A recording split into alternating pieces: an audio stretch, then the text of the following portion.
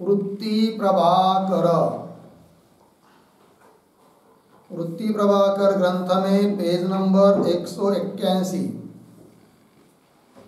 और 181 पेज के ऊपर से 6 नंबर की पंक्ति है।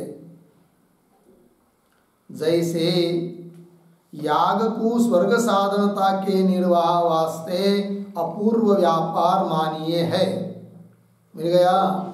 चलो भाई, तो बात यह चल रही है कि अभाव का ज्ञान नैयायिक मत में इंद्रियों से होता है और अनुपलब्धि अर्थात अनुपलम्ब सहकारी कारण है, किंतु वेदांत मत में अभाव का ज्ञान, अभाव का प्रत्यक्ष अनुपलब्धि प्रमाण से होता है, इंद्रियों से नहीं।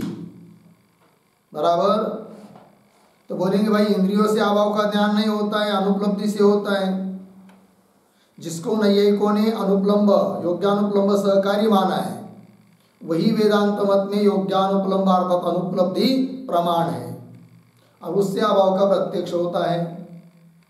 किंतु कोई शंका करेगा कि इंद्रियजन्यम प्रत्यक्षम, इंद्रियों से उत्पन्न जो ज्ञान उसको प्रत्यक्ष कहते हैं और आप तो अभाव का ज्ञान इंद्रियों से मानते नहीं हो, अनुपलब्धि से मानते हो, तो कैसा अभाव का ज्ञान प्रत्यक्ष होगा?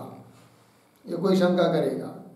तो सिद्धांतियों का उत्तर है कि इंद्रियजन्यम ज्ञानम प्रत्यक्षम, यह नियम, यह परिभाषा नैयायिकों की है, वेदांत मत में नहीं है।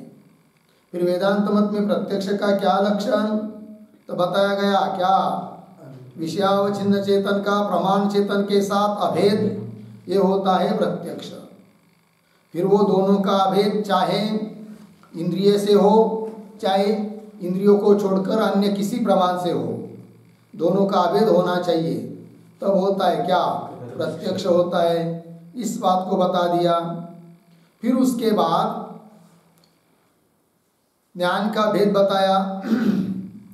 तो प्रतिविज्ञा ज्ञान, अभिज्ञा ज्ञान और स्मृति ज्ञान। तो प्रतिविज्ञा ज्ञान को बताया था स्वयं देवदत्त कि तत्तांश में संस्कार है, इदंतांश में इंद्रियजन्य है, तो उसको कहते हैं प्रतिविज्ञा ज्ञान। संस्कार सहित इंद्रियों के द्वारा उत्पन्न होने वाला ज्ञान प्रतिविज्ञा ज्ञान, वो प्रत्यक्ष है। किंतु सूक्ष्म विचार करेंगे तो प्रतिविज्ञा ज्ञान भी तत्ता अंश में परोक्ष बताया था, इदम अंश में प्रत्यक्ष है। ठीक। और दूसरा बताया था अभिज्ञा ज्ञान, अभिज्ञा प्रत्यक्ष, वो इंद्रियों से होता है। ठीक है, अयम घट इत्यादि। और बताया था कि स्मृति ज्ञान, तो स्मृति ज्ञान हमेशा परोक्ष ही होता है, इस बात को भी बताया, क्योंकि स्मृति ज्ञान का विषय एक तो दूर रहता है, नहीं तो भूतकाल में रहता है, नहीं तो भविष्य काल में रहता है। बराबर? पूर्ववर्ती विषय नहीं होता है स्मृति ज्ञान का। और पूर्ववर्ती मतलब सामने स्मृति ज्ञान का विषय न होने के कारण विषयावच्छिन्न चेतन का प्रमाण चेतन के साथ अर्थात वृत्ति चेतन के साथ अभेद होने का कोई प्रश्न ही नहीं उठता है। अतः स्मृति ज्ञान परोक्ष है। ठीक है, बोले स्मृति ज्ञान परोक्ष है, किंतु स्मृति के लिए कारण कौन? तो बताया था पूर्वानुभव, और यह अनुभव व्यतिरेक से निश्चय होता है। पूर्वानुभव रहेगा तो प्रत्यक्ष होता है, पूर्वानुभव रहेगा तभी स्मृति होती है, और पूर्व जिस चीज का अनुभव नहीं है उसकी स्मृति होती नहीं है। किंतु पुनः प्रश्न उपस्थित हुआ, स्मृति के लिए कारण आप पूर्वानुभव बता रहे हो, और वो पूर्वानुभव तो है नहीं पीछे अभी, क्योंकि अव्यवहित पूर्व काल में जो होता है उसको कहते कारण। स्मृति तो अब हो रही है, अनुभव तो 10 साल पहले हो चुका है, नष्ट हो गया, अभी है नहीं, तो अनुभव कैसा कारण होगा स्मृति के लिए? तब बताया कि अनुभव से संस्कार उत्पन्न होते हैं जो अंतःकरण में रहते हैं।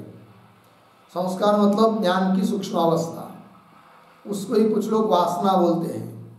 तो संस्कार उत्पन्न होते हैं, वो संस्कार अंतःकरण में छिपे हुए रहते हैं, ठीक है, उसी को कहेंगे क्या, सुप्त रूप से रहते कौन, संस्कार, अभिव्यक्त नहीं अनभिव्यक्त रूप से रहते हैं। और कालांतर में जब उन संस्कारों का उद्बोधक कोई मिलता है तो संस्कार जागृत हो जाते हैं, तब जाकर स्मृति होती है। अतः स्मृति उत्पन्न होने के लिए संस्कार द्वारा पूर्व अनुभव है, किंतु अनुभव और स्मृति इन दोनों के बीच में संस्कार है। तो स्मृति के लिए करण हो गया पूर्वानुभव, व्यापार हो गए संस्कार, बराबर, और संस्कार से उत्पन्न होती है स्मृति। तो इस बात को समझाने के लिए उन्होंने वैदिक दृष्टांत दिया कि जैसे यज्ञ याग आदि कर्म कोई करता है कि जिसका फल स्वर्ग बताया है, किंतु याग का मतलब होता है अंतिमाहुति। याग यज्ञ हो गया, अंतिमाहुति हो गई, पूर्णाहुति जिसको कहते हैं, याग पूरा हुआ। तो याग पूरा हुआ, उसके बाद तुरंत दूसरे क्षण स्वर्ग मिलता है क्या, नहीं मिलता है। वो तो बहुत दिन के बाद जब यह इस शरीर का प्रारब्ध समाप्त होगा, ये शरीर समाप्त हो जाएगा, तब जाकर स्वर्ग में जाएगा। फिर स्वर्ग के लिए कारण कैसा कहोगे याग को, याग तो अभी है नहीं, बहुत पहले समाप्त हो चुका है। तब उसके लिए उत्तर दिया जाता है कि याग वो तो स्वर्ग के लिए कारण है, उसमें कोई संदेह नहीं, क्योंकि श्रुति बताती है स्वर्ग कामो यजेत, बराबर। अतः संगति कैसी लगावे, तब कहा जाता है कि याग करेंगे तो उससे अपूर्व अर्थात पुण्य उत्पन्न होता है, और वो पुण्य रहता है अंतःकरण में। फिर जब कभी अवसर आता है कि नहीं, देह समाप्त होता है, प्रारब्ध इसका समाप्त हो जाता है कि नहीं, जिस कर्म का आरंभ हो चुका है तो वह प्रारब्ध कर्म समाप्त होने के बाद देह गिर जाता है, तब जाकर याग से किया गया पुण्य, याग करने से जो पुण्य उत्पन्न हुआ उसके बल पर मिलता है क्या, स्वर्ग। तो स्वर्ग प्राप्ति के अव्यवहित पूर्व काल में याग नहीं है, किंतु याग जन्य अपूर्व है। अतः स्वर्ग के लिए करण हो गया, जैसे कि याग व्यापार हो गया बीच में अपूर्व, और उस अपूर्व के बल पर मिलता है स्वर्ग। उसी प्रकार स्मृति के लिए पूर्वानुभव करण है, संस्कार व्यापार है, और उस व्यापार से संस्कार से उत्पन्न होती है कौन, स्मृति। वही बात बताई जा रही है। जैसे मिल गया पंक्ति, याग यज्ञ याग को स्वर्ग साधनता के निर्वाह वास्ते, याग स्वर्ग का साधन है, इस बात को सिद्ध करने के लिए, निर्वाह करने वास्ते है कि नहीं, बताने के लिए अपूर्व व्यापार मानिए। बीच में कौन मानना पड़ता है, अपूर्व पुण्य, अपूर्व व्यापार मानिए। स्व अपूर्व सदा परोक्ष है, वो दिखता है क्या, पुण्य नहीं दिखता है कि नहीं। धर्म अधर्म दोनों भी गुण कैसे है, अतीन्द्रिय है, इंद्रियों से दिखते नहीं है। स्व अपूर्व सदा परोक्ष है। तैसे अन्वय व्यतिरिक्त के बल ते सिद्ध जो पूर्व अनुभव को स्मृति की कारणता ताके निर्वाह वास्ते संस्कार मानी है। ये हो गया भाई याग और स्वर्ग और अपूर्व, इनका दृष्टांत। अब सिद्धांत क्या किस लिए बताया, ये सब स्मृति को बताने के लिए। तो स्मृति के लिए कारण है पूर्वानुभव, कैसे, अन्वय व्यतिरिक्त के बल से सिद्ध है।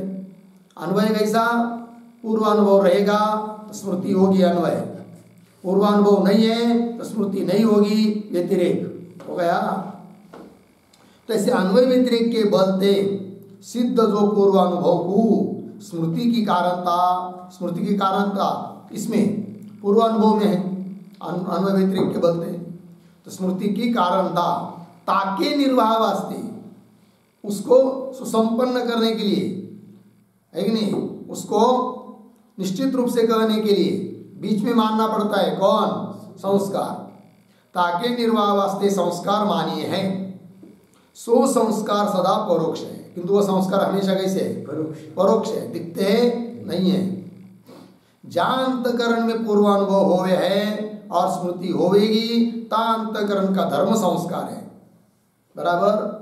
जिस अंतकरण में पूर्वानुभव है, हुआ है, अभी नष्ट हो गया, अनुभव लिया है, फिर उसी अंतकरण में जब बाद में कभी क्या होती है, स्मृति, तो जरूर समझा जाता है कि मेरे अंतकरण में क्या था, संस्कार था। इतने दिन दिखाई नहीं दिया, किंतु याद भी नहीं था कि पूर्वानुभव का करके अनुभव हुआ करके, किंतु आज स्मृति हुई, इससे मालूम पड़ा कि जरूर मेरे अंतःकरण में पूर्व अनुभव से उत्पन्न क्या थे, संस्कार। जहाँ अंतःकरण में पूर्व अनुभव होवे है और स्मृति होवेगी, ता अंतःकरण का धर्म संस्कार है। लग गया। नैयिक मत में अनुभव, संस्कार, स्मृति आत्मा के धर्म है। नैयिक मत में अनुभव भी धर्म है किसका, आत्मा का। संस्कार भी धर्म है किसका, आत्मा का। और स्मृति भी धर्म है किसका, आत्मा का। नैयिक मत में अनुभव, संस्कार, स्मृति आत्मा के धर्म है। लग गया। अनुभवजन्य संस्कार को नैयिक भावना कहे हैं। अनुभव से उत्पन्न जो संस्कार उसको नैयिक क्या कहती है, कहते भावना। बराबर। संस्कार का ही दूसरा नाम क्या देते वो, भावना। अनुभवजन्य संस्कार को नैयिक भावना कहे हैं। सो संस्कार पूर्व अनुभवजन्य है। बराबर। संस्कार किससे उत्पन्न होता है, पूर्व अनुभव से। सो संस्कार पूर्व अनुभवजन्य है और पूर्व अनुभवजन्य जो स्मृतिता का जनक है। पूर्व अनुभव से उत्पन्न होने वाली कौन, स्मृति। उस स्मृति का क्या है, जनक कौन, संस्कार। पूर्व अनुभवजन्य जो स्मृतिता का जनक है, याते व्यापार कहिए, इसलिए उसको क्या कहते हैं, व्यापार। लग गया। इस रीति से पूर्व अनुभव स्मृति का कारण है। पूर्व अनुभव क्या हुआ, स्मृति के लिए कारण है। संस्कार व्यापार है। और स्मृति की उत्पत्ति से अव्यवहित पूर्व काल में, स्मृति उत्पन्न होने के पहले पहले, अव्यवहित पूर्व काल मतलब नजीक का पूर्व काल, पूर्व क्षण, उसमें कोई तो चाहिए। एक तो संस्कार चाहिए, नहीं तो अनुभव चाहिए, तभी उसमें कारणता आती है। क्योंकि नियम होता है, कोई भी कार्य उत्पन्न होने के पहले क्षण में वो कारण विद्यमान चाहिए, तभी उसको कारण कहा जाएगा उस कार्य के लिए। बराबर। स्मृति की उत्पत्ति से अव्यवहित पूर्व काल में पूर्व अनुभव का तो नाश होने थे, किंतु पूर्व अव्यवहित पूर्व काल में तो है नहीं कौन, पूर्व अनुभव। वो तो पहले ही नष्ट हो चुका है। पूर्व अनुभव का तो नाश होने के अभाव है। तथापि ताका व्यापार संस्कार है। ताका व्यापार, ताका हाँ, ताका पूर्व अनुभव से जन्य जो संस्कार है वो क्या है, व्यापार। ताका व्यापार पूर्व अनुभव का व्यापार। व्यापार वाला कौन है, अनुभव है ना। तो संस्कार रूप व्यापार वाला कौन है, अनुभव। तथापि ताका व्यापार संस्कार है। याते पूर्व अनुभव के नाश हुआ भी स्मृति उपजे है। इसलिए पूर्व अनुभव का नाश हो चुका है तो भी स्मृति उत्पन्न हो जाती है। सो संस्कार प्रत्यक्ष तो है नहीं, अनुमान अथवा अर्थापत्ति से संस्कार की सिद्धि होवे है। और वो संस्कार जो अंतःकरण में पड़ा हुआ है वो दिखता है क्या, प्रत्यक्ष नहीं है उसका। फिर कैसा जाना जाता है उसको, अनुमान से, नहीं तो अर्थापत्ति से, है कि नहीं। कैसे कि आज मुझे स्मृति हो रही, इसका मतलब जरूर मेरे हृदय में था क्या, संस्कार। इस प्रकार से, है कि नहीं। नहीं तो स्मृति की अनुपपत्ति हो जाएगी, अर्थापत्ति। यदि स्मृति की अनुपत्ति, स्मृति का अनुपत्ति न हो, इसलिए संस्कार की कल्पना, तो अर्थापत्ति प्रमाण से भी ज्ञान होता है संस्कार का। देखो भाई, अनुमान अथवा अर्थापत्ति से संस्कार की सिद्धि होवे है। याते, इसलिए जितने, बराबर, याते जितने पूर्व है ना, तो बीच में क्या रखेंगे, काल तक। याते जितने काल तक,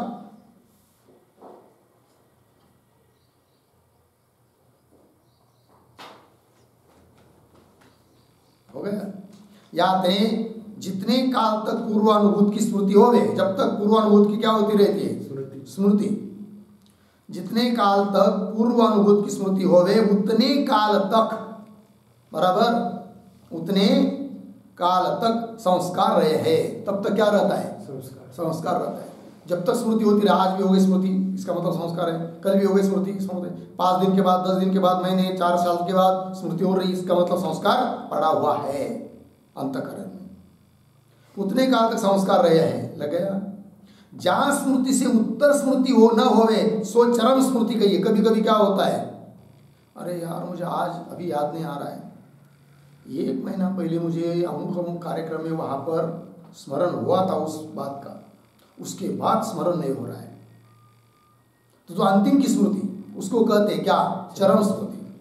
तब तक संस्कार था, अब चरम स्मृति हो गई, उसके बाद वो संस्कार नष्ट हुआ, इसीलिए पुनः स्मृति नहीं होती है। होता है कि नहीं कभी ऐसा? जहाँ स्मृति से उत्तर बाद में स्मृति न होवे सो चरम स्मृति कहिए, लग गया। चरम स्मृति से संस्कार का नाश होवे है। जो भी चरम स्मृति होती है उससे क्या होता है? संस्कार का नाश होवे है। याति फेरी मतलब पुनः तिस पदार्थ की स्मृति होवे नहीं, लग गया।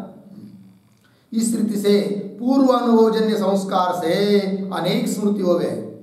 अनुभव किया था, संस्कार उत्पन्न हुए थे, और उन संस्कार से अनेक बार क्या होती है? स्मृति। किंतु बार बार स्मृति होने पर भी संस्कार वही है, नष्ट नहीं हुआ, वैसे ही जो कि अनुभव से उत्पन्न हुआ था, और उसी के बल पर बार बार क्या होती है? स्मृति होती रहती है। किंतु कभी किसी कारण से वो संस्कार भी क्या हो जाते हैं? नष्ट, फिर उसके बाद पुनः स्मृति होती नहीं। एक बात, इस रीति से पूर्व अनुभवजन्य संस्कार से अनेक स्मृति होवे, लग गया। जितने चरम स्मृति होवे इतने एक ही संस्कार रहे हैं। जितने मतलब जब तक चरम स्मृति नहीं होती है तब तक वह संस्कार एक ही रहता है, जो अनुभव से उत्पन्न हुआ है। बार बार उत्पन्न नष्ट होता नहीं, कौन? संस्कार। ठीक है, जितने चरम स्मृति होवे इतने एक ही संस्कार रहे हैं, लग गया।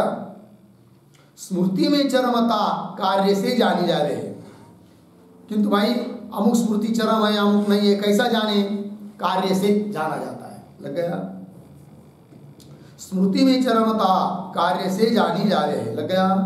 कैसे? जा स्मृति के हुआ फेरी सजाती स्मृति न होवे। जो स्मृति उत्पन्न होने के बाद पुनः उसकी जैसी स्मृति उत्पन्न नहीं होती है, तब कहना वो स्मृति कैसी थी? चरम।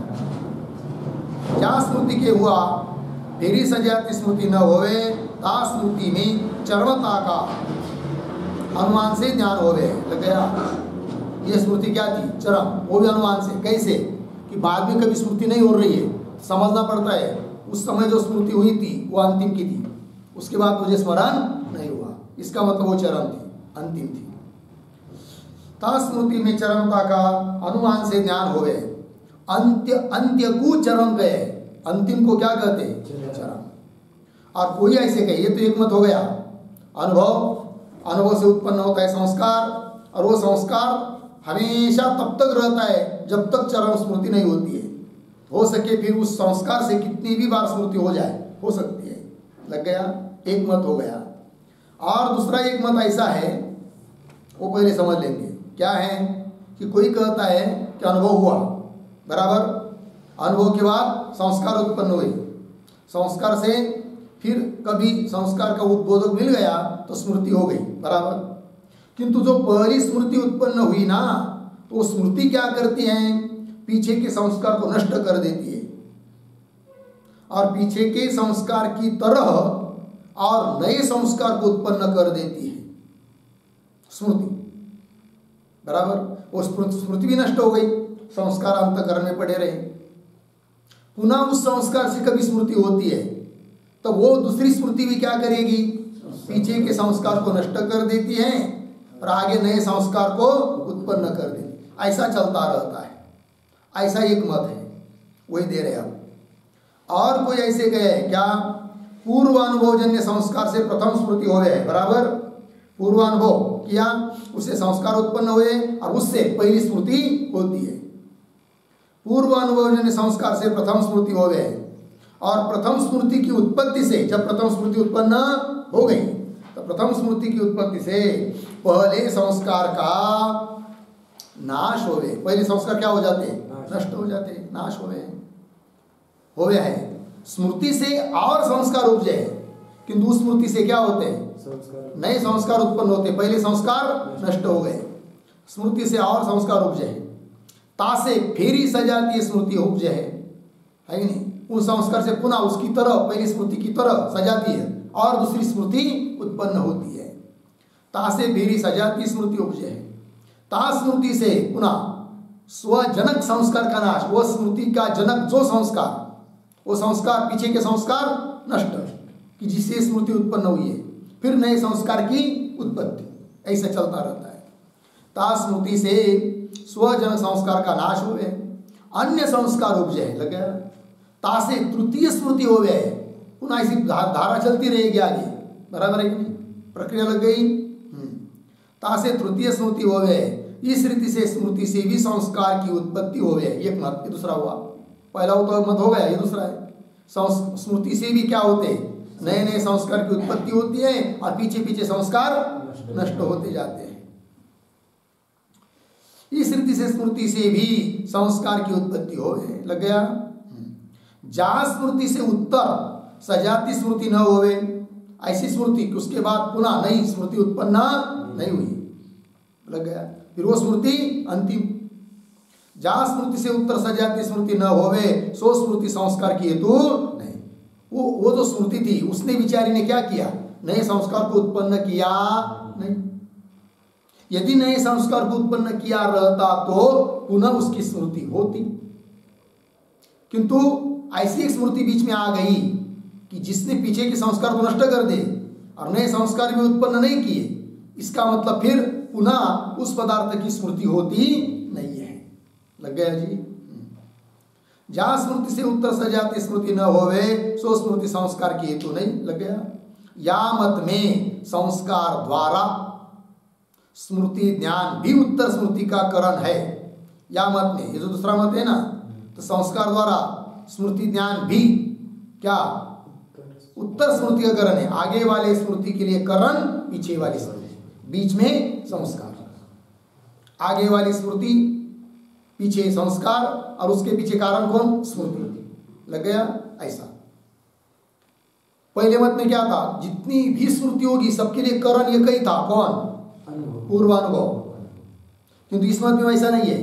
इस मत में पूर्वानुभव करण है केवल पहले स्मृति के लिए, फिर दूसरी स्मृति के लिए पहली स्मृति करण, तीसरी स्मृति के लिए दूसरी स्मृति करण, ऐसा है। या मत में संस्कार द्वारा स्मृति ज्ञान भी उत्तर स्मृति का करण है, और प्रथम स्मृति का करण अनुभव है, लिखा पूर्व के पूर्व अनुभव है, और प्रथम स्मृति का करण पूर्व अनुभव है। हो गया। दोनों स्थान में संस्कार व्यापार है। पहले मत में भी व्यापार कौन, संस्कार, दूसरे मत में भी व्यापार कौन, संस्कार। दोनों स्थान में संस्कार व्यापार है। और पहले मत में स्मृति ज्ञान का करण स्मृति नहीं, बराबर, कारण है ना व्यापार, करण। पहले मत में स्मृति ज्ञान का करण कौन नहीं है, स्मृति है कि नहीं। सभी स्मृति ज्ञान का करण एक ही है, कौन, पूर्वानुभव। पहले मत में, पहले मत में स्मृति ज्ञान का करण स्मृति नहीं, किंतु पूर्वानुभव से संस्कार हो गए। पूर्वानुभव से क्या होते हैं, संस्कार। सो एक ही संस्कार चरम स्मृति पर्यंत रहे हैं। बार बार संस्कार नष्ट नहीं होते, नए उत्पन्न भी नहीं होते। पूर्वानुभव से उत्पन्न हुए संस्कार ही अंतिम स्मृति तक रहते हैं, चरम स्मृति तक। सो एक ही संस्कार चरम स्मृति पर्यंत रहे हैं। याते पूर्वानुभव ही स्मृति का करण है। सभी स्मृतियों का करण कौन, पूर्वानुभव है। और पूर्वानुभव जन्य संस्कार ही सकल सजातीय स्मृति में व्यापार है। पूर्वानुभव से उत्पन्न हुआ जो संस्कार, वो संस्कार ही आगे जितनी भी स्मृति होगी सभी स्मृतियों के लिए क्या है, व्यापार। पूर्वानुभव जन्य संस्कार ही सकल सजातीय स्मृति में व्यापार है। दोनों पक्ष में स्मृति ज्ञान प्रमाण है, जो भी कुछ हो, बात ये मुख्य है। स्मृति ज्ञान प्रमाण है, अर्थात किसी प्रमाण से उत्पन्न होता नहीं, कौन, स्मृति ज्ञान। दोनों पक्ष में स्मृति ज्ञान प्रमाण ही काहे थे। प्रथम पक्ष में तो स्मृति ज्ञान का करण कौन है, पूर्वानुभव है। सो षट प्रमाण से न्यारा है। जो 6 प्रमाण बताए ना, प्रत्यक्ष, अनुमान, उपमान वगैरह, उनसे क्या है, न्यारा है, अलग है। प्रथम पक्ष में तो स्मृति ज्ञान का करण पूर्वानुभव है, सो षट प्रमाण से न्यारा है, लग गया। और प्रमाण जन्य ज्ञान को प्रमा कहे। जो ज्ञान प्रमाण से उत्पन्न होता है उसको कहते हैं क्या, प्रमाण। स्मृति ज्ञान प्रमाण से उत्पन्न होता है क्या, नहीं, इसलिए प्रमाण नहीं, बराबर है। प्रमाण जन्य ज्ञान को प्रमा कहे। पूर्वानुभव प्रमाण नहीं, बराबर। और द्वितीय पक्ष में प्रथम स्मृति का करण तो पूर्वानुभव है और द्वितीय स्मृति का करण स्मृति है, वो भी अनुभव, वो भी प्रमाण में नहीं आती है कि नहीं। द्वितीयादि स्मृति का करण स्मृति है, सो स्मृति भी षट प्रमाण में नहीं है कि नहीं। तो षट प्रमाण के अंतर्गत न तो पूर्वानुभव है न तो स्मृति है, अतः उस पूर्वानुभव से संस्कार द्वारा उत्पन्न हुई स्मृति प्रमाण ही, और स्मृति द्वारा उत्पन्न जो आगे की स्मृति, संस्कार के माध्यम से आगे की स्मृति उत्पन्न हो रही है, उसके लिए जो पहली स्मृति वो भी प्रमाण न होने के कारण उससे उत्पन्न हुई स्मृति भी प्रमाण नहीं। और द्वितीयादि स्मृति का करण स्मृति है, सो स्मृति भी षट प्रमाण में नहीं लग गया। याते स्मृति को प्रमाण नहीं कहे, इसलिए स्मृति क्या नहीं है, प्रमाण नहीं है, स्मृति को प्रमाण नहीं कहे। तथापि यथार्थ यथार्थ भेद से स्मृति दो प्रकार की है। तो भी स्मृति कितनी प्रकार की है, दो। कौन कौन, यथार्थ स्मृति अयथार्थ स्मृति। तथापि यथार्थ यथार्थ भेद से स्मृति दो प्रकार की है, बराबर। भ्रमरूप अनुभव के संस्कार से उपजे सो अयथार्थ स्मृति। अनुभव भी दो प्रकार का है, यथार्थ अनुभव, भ्रमरूप अनुभव। अयथार्थ अनुभव मतलब भ्रमरूप अनुभव। तो भ्रमरूप अनुभव से संस्कार उत्पन्न होकर स्मृति उत्पन्न होगी तो वह स्मृति भी अयथार्थ है। शुक्ति पर रजत का अनुभव हुआ, संस्कार हुए, है कि नहीं। 8 दिन के बाद कोई चमकने वाली वस्तु दिखी तो अब याद आ गया, अरे यार कुछ नहीं, रजत नहीं है, मुझे ऐसे भ्रम हुआ था पीछे, तो स्मृति हो गई। वो स्मृति भी कैसी है, अयथार्थ है, भ्रमरूप है, लग गया। भ्रमरूप अनुभव के संस्कार से उपजे सो अयथार्थ है, और प्रमारूप अनुभव के संस्कार से उपजे सो यथार्थ है। प्रमारूप अनुभव से उत्पन्न, है कि नहीं, अनुभव के संस्कार, तो संस्कार से उत्पन्न होती है कौन, स्मृति, वो स्मृति यथार्थ है। प्रमारूप अनुभव के संस्कार से उपजे सो यथार्थ है। इस रीति से दो पक्ष ग्रंथन में लिखे हैं, बराबर। तीन में दूषण भूषण अनेक है, ये सही का वो सही, बहुत दूषण भूषण एक दूसरे पर दिए गए हैं, किंतु यहाँ पर ग्रंथ विस्तार वैते उपराम हो के प्रसंग मात्र लिखे हैं।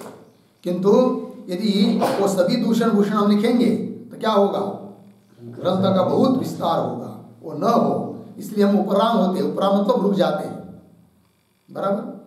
ग्रंथ विस्तार वैते उपराम हो के रुक जाते हैं, है कि नहीं, हो के प्रसंग मात्र लिखे, थोड़े थोड़े में बात लिख दी है। प्रसंग शब्द है ना, प्रसंग मात्र लिखे हैं, ठीक। चलिए, जैसे पूर्वानुभवजन्य स्मृति ज्ञान परोक्ष है, पूर्वानुभव से उत्पन्न हुआ स्मृति ज्ञान कैसा है, परोक्ष, तैसे अनुमानादि प्रमाणजन्य ज्ञान भी परोक्ष है। अनुमान प्रत्यक्ष प्रमाण से उत्पन्न हुआ ज्ञान प्रत्यक्ष, किंतु अनुमानादि प्रमाणों से उत्पन्न हुआ ज्ञान प्रमा होने पर भी परोक्ष है। कदाचित किसी प्रमाण से उत्पन्न हुआ ज्ञान है और विषय देश का और प्रमाण चेतन का भेद हो रहा है, तब तो प्रत्यक्ष, बराबर, वही कह रहे हैं। जैसे अनुमानादि प्रमाणजन्य ज्ञान भी परोक्ष है, काहे थे, जैसे स्मृति का विषय वृत्ति से व्यवहित हो गया है। स्मृति ज्ञान का विषय कैसा होता है, वृत्ति से व्यवहित, भूतकाल में या भविष्य काल में या दूर देश में। जैसे स्मृति का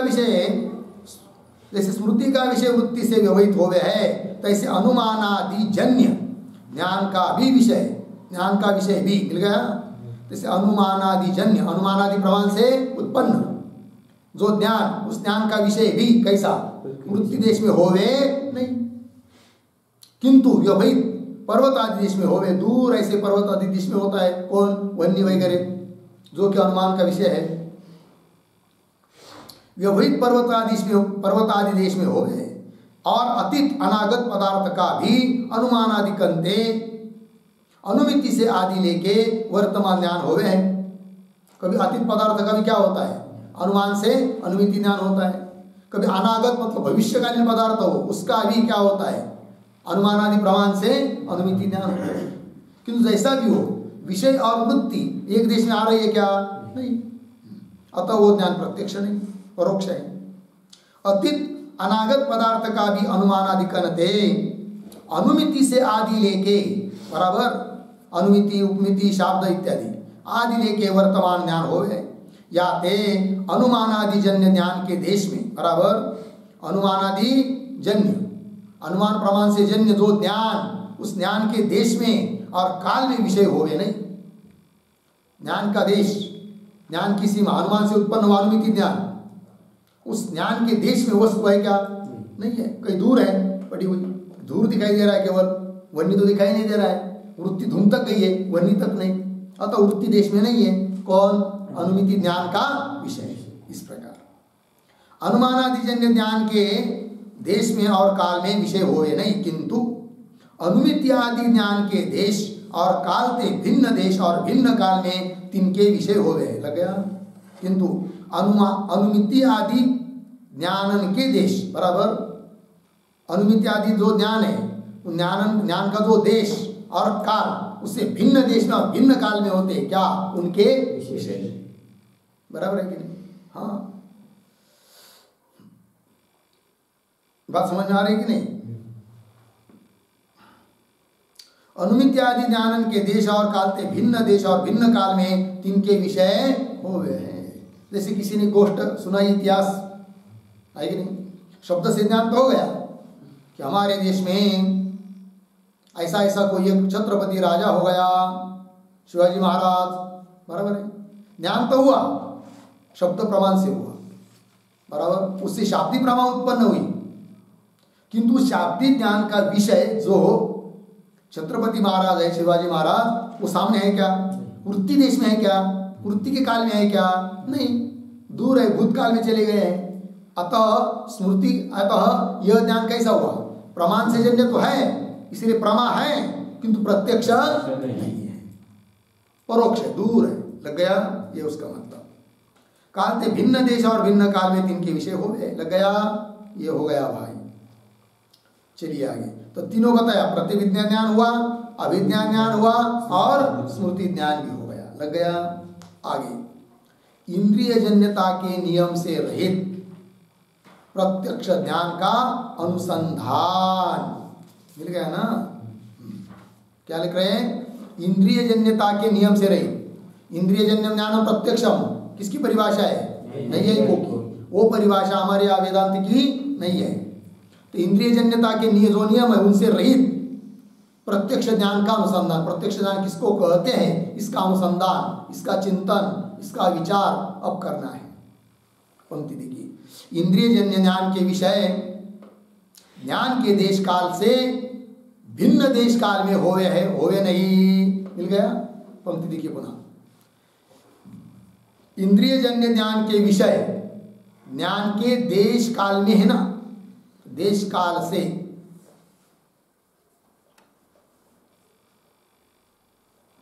भिन्न देश काल में होवे नहीं, सीधी बात है। जैसे इंद्रिय चक्षु, उससे उत्पन्न हुआ ज्ञान अयम घट, तो चक्षु इंद्रिय के द्वारा अयम घट ये जो ज्ञान उत्पन्न हुआ, बराबर, इस ज्ञान का विषय कौन है? घट है कि नहीं? घट है ना? तो ज्ञान के देश काल से भिन्न देश काल में है क्या? नहीं। जिस समय वृत्ति उसी समय कौन है? घट। इंद्रिय जन्य ज्ञान के विषय ज्ञान के देश काल से भिन्न देश काल में होवे नहीं। लग गया? किंतु ज्ञान के देश काल में ही होवे है, बराबर, ज्ञान के देश काल में होते कौन? इंद्रिय जन्य ज्ञान के विषय, किंतु ज्ञान के देश काल में ही होवे है। लग गया? या ते इंद्रिय जन्य ज्ञान सारे प्रत्यक्ष ही होवे है। इसलिए इंद्रिय जन्य ज्ञान कैसा होता है? प्रत्यक्ष ही होता है, बराबर। या तो इंद्रिय जन्य ज्ञान सारे प्रत्यक्ष ही होवे है, हो गया ना? अद्वैत मत में अंतःकरण का परिणाम जो वृत्ति ताकू ज्ञान कहे है। अद्वैत मत में मतलब वेदांत मत में अंतःकरण का परिणाम जो वृत्ति, उसको कहते हैं क्या? ज्ञान। ज्ञान शब्द का अर्थ, बराबर है कि नहीं? वो चेतन रूप ज्ञान, ब्रह्म रूप ज्ञान वो अलग चीज है, स्वरूपभूत ज्ञान है वो। किंतु यहाँ पर ज्ञान ज्ञान शब्द का प्रयोग जो बार बार किया जाता है वो कौन है? वृत्ति रूप ज्ञान। अद्वैत मत में अंतःकरण का परिणाम जो वृत्ति ताकू ज्ञान कहे हैं। या ते ज्ञान विषय एक देश में होवे अथवा वृत्ति विषय एक देश में होवे या कहने में एक ही अर्थ है।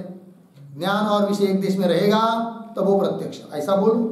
क्यों वृत्ति और विषय एक देश में रहेगा तब क्या वो प्रत्यक्ष, ऐसा बोलो। दोनों का अर्थ एक ही है। उसी को दूसरी भाषा में कहेंगे प्रमाण चेतन का विषय चेतन के साथ अभेद। प्रमाण चेतन मतलब वृत्ति चेतन, विषय चेतन मतलब घटोपय चेतन। लग गया? चलिए यहाँ पे ज्ञान विषय एक देश में होवे अथवा वृत्ति विषय एक देश में होवे या कहने में एक ही अर्थ है। लग गया?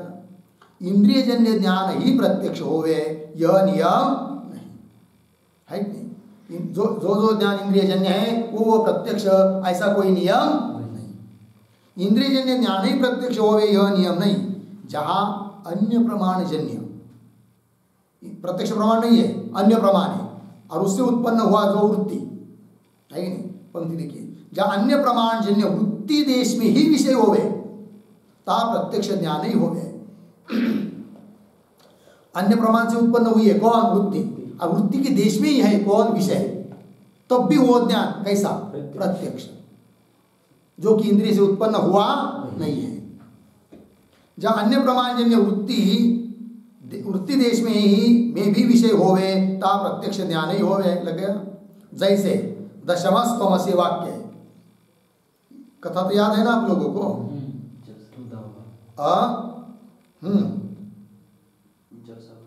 गया है ना? 10 बच्चे गए थे, नदी पार होकर चले गए उधर। उन्होंने अपने आपस में गिनना शुरू किया। स्वयं को छोड़कर दूसरे को गिनते थे, 9 भर रहे थे। हर एक जन वही गलती करता था, रोने लग गए। 10 दावा हार गया, दावा घूम गया, बह गया होगा, हम 9 ही बचे। अब उसके घर में जाकर क्या बतावे, उसकी माँ हमको मारेगी। रोने लग गए। उतने में कोई आदमी आया, पूछा क्यों रो रहे हो? बताया क्या? अरे भाई क्या बताऊं, बताएं जैसा नहीं है। और बताओ तो फिर बताए एक ने, हम लोग 10 निकले थे घर से, पानी में तैर के आ गए इधर। एक पता नहीं कहाँ बह गया, मर गया होगा शायद।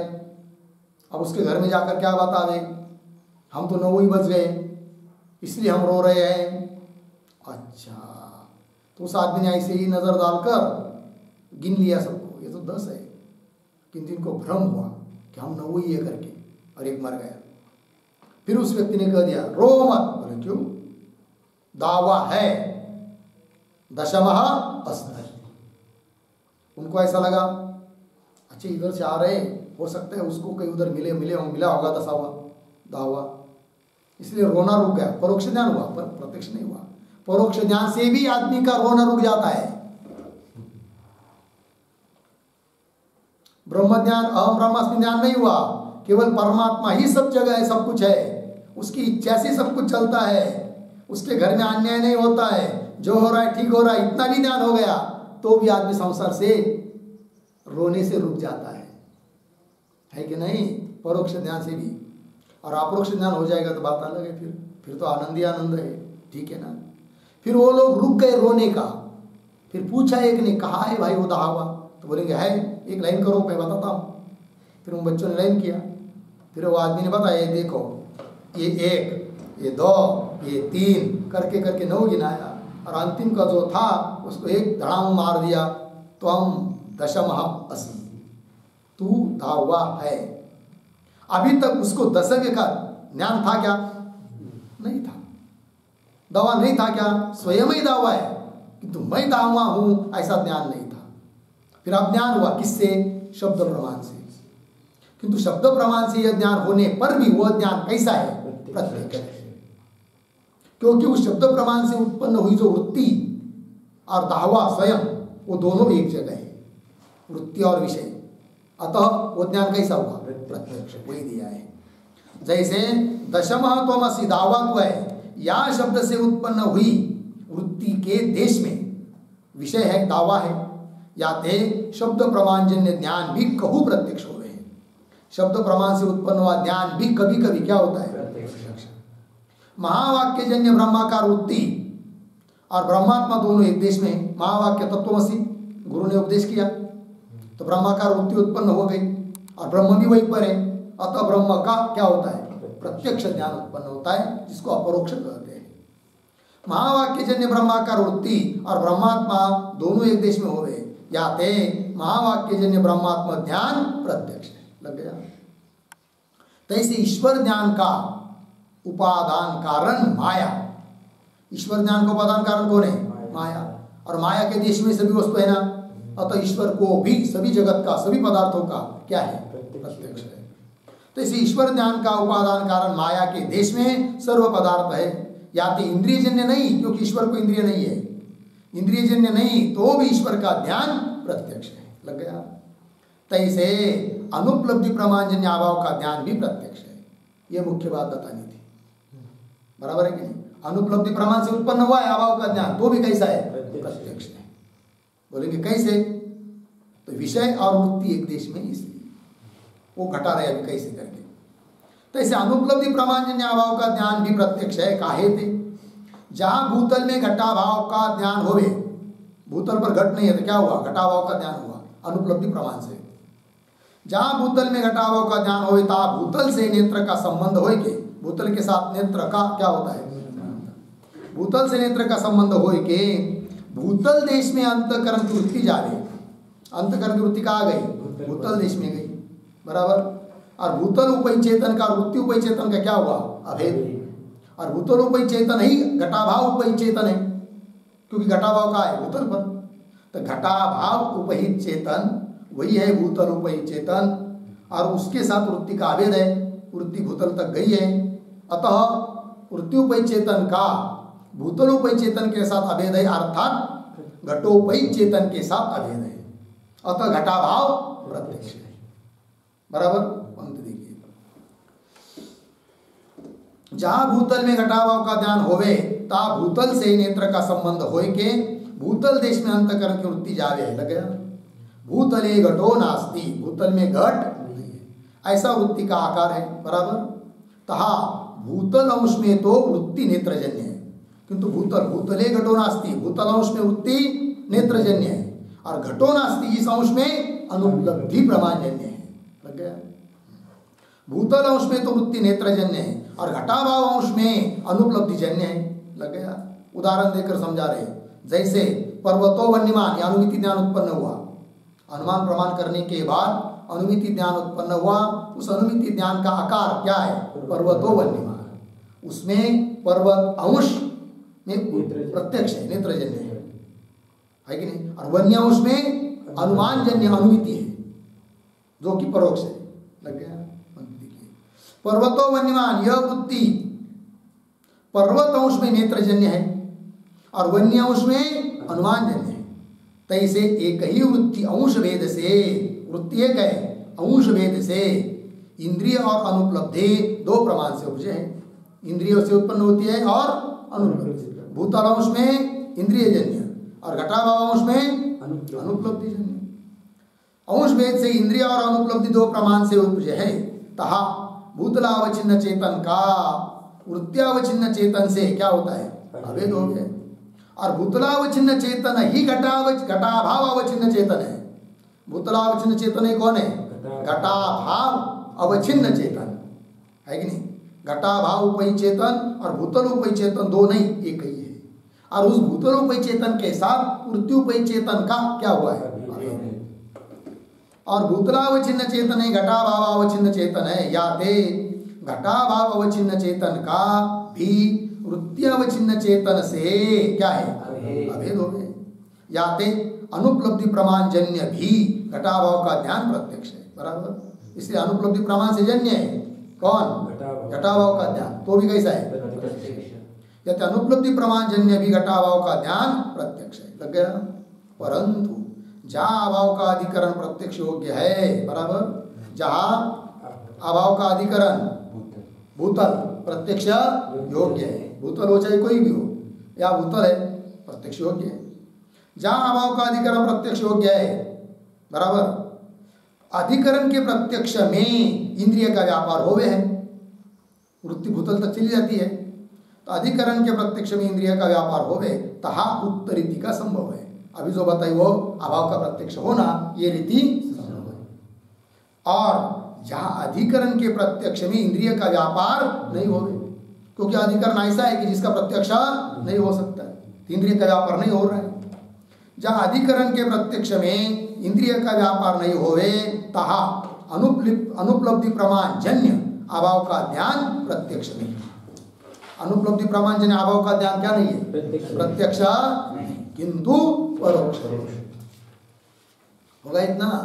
जैसे वायु में रूपाभाव का योग्यानुपलब्धि से निमिलित नयन को भी ज्ञान होवे, बराबर उदाहरण दिया। जैसे वायु में रूपाभाव का ज्ञान होता है कि नहीं? किंतु बंद नेत्र रहेंगे तो भी वायु में रूपाभाव का ज्ञान होता है कि नहीं? कि कोई रूपाभाव का ज्ञान करने, वायु में रूपाभाव का ज्ञान करने के लिए आँख खोल कर देखता है क्या? नहीं। जैसे वायु में रूपाभाव का योग्यानुपलब्धि से निमिलित मतलब बंद नयन को भी, नेत्र को भी ज्ञान हो गए। और दूसरा उदाहरण, परमाणु में योग्यानुपलब्धि से नेत्र का उन्मिलन व्यापार बिना ही महत्वाभाव का ज्ञान होवे। परमाणु में महत्वाभाव का ज्ञान होता है कि नहीं? उसके लिए कोई आँख खोलता है क्या? जरूरत नहीं। परमाणु में योग्यानुपलब्धि से मतलब अनुपलब्धि प्रमाण से नेत्र का उन्मिलन व्यापार मतलब नेत्र का खोलना रूप व्यापार के बिना भी महत्वाभाव का ज्ञान होवे, लग गया। तहा विषय देश में वृत्ति जावे नहीं, वहां पर विषय देश में वृत्ति जाने की जरूरत नहीं। याते अनुपलब्धि प्रमाण जन्य वायु में, बराबर अनुपलब्धि प्रमाण से जन्य क्या? वायु में रूपाभाव का ज्ञान। वायु में रूपाभाव का ज्ञान किस प्रमाण से जन्य है? अनुपलब्धि प्रमाण से जन्य है। अनुपलब्धि प्रमाण जन्य कौन? वायु में रूपाभाव का ज्ञान। तो इसे परमाणु में महत्वाभाव का ज्ञान प्रत्यक्ष नहीं, परोक्ष है, क्योंकि अधिकरण का प्रत्यक्ष नहीं है ना, वृत्तिवाद तक गई नहीं। अभाव का ज्ञान तो हो रहा है, अनुपलब्धि प्रमाण से हो रहा है, अतः वह अनुपलब्धि प्रमाण से उत्पन्न हुआ जो अभाव का ज्ञान वह प्रत्यक्ष नहीं है, किंतु परोक्ष है। इस रीति से अनुपलब्धि प्रमाण जन्य अभाव का ज्ञान कहूँ प्रत्यक्ष है, कहूँ परोक्ष है। अनुपलब्धि प्रमाण जन्य अभाव का ज्ञान कभी तो प्रत्यक्ष है, कभी तो परोक्ष है। और वेदांत परिभाषादि ग्रंथन में मिल गया ना, वेदांत परिभाषादि ग्रंथन में अनुपलब्धि प्रमाण जन्य अभाव का ज्ञान प्रत्यक्ष ही लिखा है। ज्ञान और ही शब्द, अभाव का ज्ञान प्रत्यक्ष, उसके बाद ही लिखा है। पंक्ति पुनः दे पढ़ता हूं। और वेदांत परिभाषादि ग्रंथन में अनुपलब्धि प्रमाण जन्य अभाव का ज्ञान प्रत्यक्ष ही लिखा है, बराबर। अनुपलब्धि जन्य परोक्ष ज्ञान का उदाहरण नहीं लिखा है, बराबर। अनुपलब्धि प्रमाण से परोक्ष भी ज्ञान होता है, ऐसा उदाहरण उन्होंने लिखा नहीं। अनुपलब्धि जन्य परोक्ष ज्ञान का उदाहरण नहीं लिखा। सो तीन में न्यूनता है। वो क्या है? उनमें न्यूनता है, कमतरता है। लिखना चाहिए था ना, लिखा चाहिए। जो परोक्ष का उदाहरण लिखे बिना अनुपलब्धि जन्य ज्ञान परोक्ष होवे नहीं, ऐसा भ्रम होवे। उदाहरण नहीं लिखा है ना, इसलिए लोगों को भ्रम हो सकता है। क्या? अनुपलब्धि जन्य ज्ञान परोक्ष नहीं होता है भाई, प्रत्यक्ष ही होता है। ये क्या हो सकता है? भ्रम।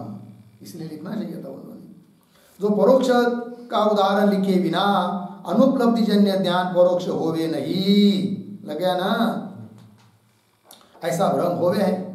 याते वो अवश्य लिखा जाना चाहिए था। हो गया जी, ये हो गया भाई 33 नंबर का शीर्षक। आगे 34 नंबर का शीर्षक है, उसका विचार हम लोग कल करेंगे। ओम पूर्णमदः पूर्णमिदं पूर्णात् पूर्णमुदच्यते पूर्णस्य पूर्णमादाय पूर्णमेवावशिष्यते। ओम शांति शांति शांति।